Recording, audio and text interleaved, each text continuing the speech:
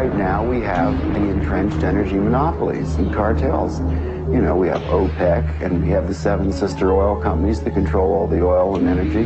But what people have to understand is that the people who run the energy business in this world, which is the biggest business on the planet, turning over $4 to $5 trillion a year, it's bigger than guns and drugs, it's bigger than defense. They control the newspapers, they control the governments. But these companies are so big that they regulate the government, which regulates them. It's not free. Nothing is free. But cheap and efficient energy exchange is a viable concept. Now I say that everything in this universe is free energy. It's been dreamed of for hundreds of years that somewhere, someplace, as Tesla said, man will hook his machinery to the very wheelwork which drives the universe itself. The history of science is the history of the suppression of great inventions. A few classic stories. Nikola Tesla. Nikola Tesla is regarded as the founding father of free energy. His astounding developments in the generation of alternating electrical current are still being used today. His most notorious project involved the transmission of wireless electricity into the atmosphere, which allowed for unlimited power to be freely accessed by everyone.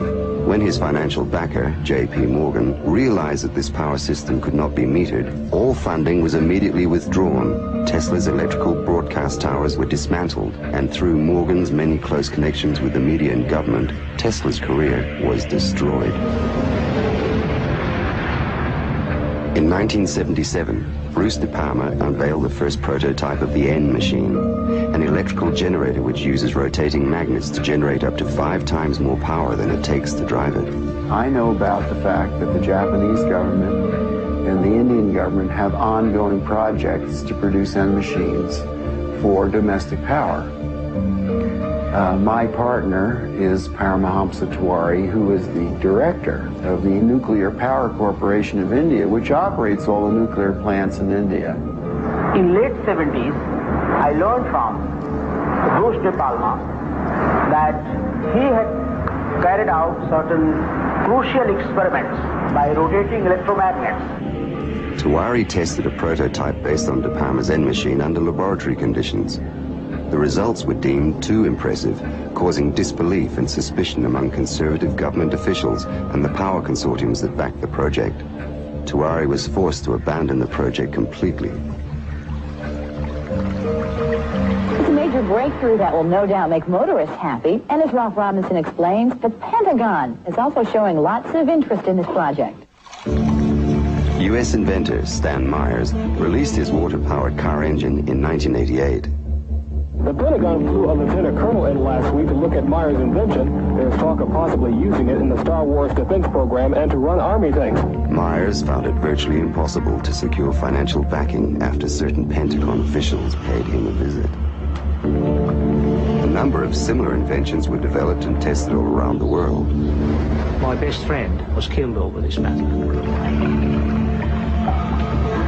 There's a chap here, about 10 minutes away from here, driving. He has been running his car on water since 1986 with the government's permission, provided that he keeps his mouth shut. And with regular intervals, using his own words, they keep warning him to keep his mouth shut. One of our colleagues who have been running car on the water for the 10-year period now, he reckons that it's 26 times more powerful than petrol.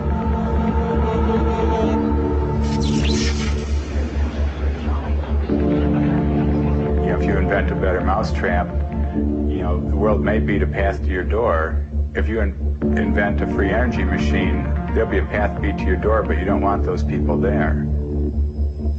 One of the pivotal people that I encountered early in my career was Edgar Mitchell, the astronaut. Edgar J. Mitchell, an Apollo mission astronaut, founded the Noetics Institute in Southern California. The Institute's charter was supposedly to develop alternative energy systems by attracting inventors from all over the country. Mitchell became extremely interested in De Palma's N machine. He made De Palma a paltry offer to buy out the invention, which De Palma naturally refused. He said to me that if I ever tried anything on my own in California, I would get my head blown off. because I was scared to death. The CIA operates through various very innocent-looking fronts to find out what people are thinking and what they're inventing. Now, what's more innocent than a benign institute founded on transcendental principles to help New Age inventors bring free energy into the world? And that situation still exists in the United States today, where a person that really understands what's going on just can't get their idea out because the alternative science and medical fields have been co-opted by the intelligence services. And he converted this little engine to run on water. This is many, many years ago. And he used it for several years. And somehow the news got out, and one day he got visitors, and he was told to dump the engine or else. 3 weeks later, the man was dead. And the coroner's finding was that he fell off the back of a train. He was drunk. Now, it happened that he didn't drink.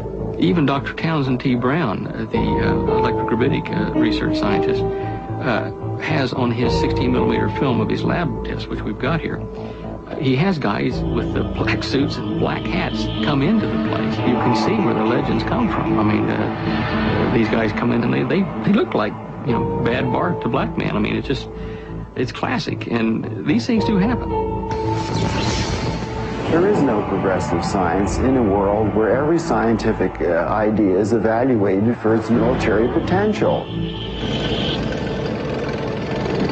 Power, our energy, and control of energy equals power in the new world order that is emerging. If you control the energy, the way we get around, the way we get electricity, the way we have our TVs and video cameras and stuff, if you do the control of the energy, then you've got control of the people.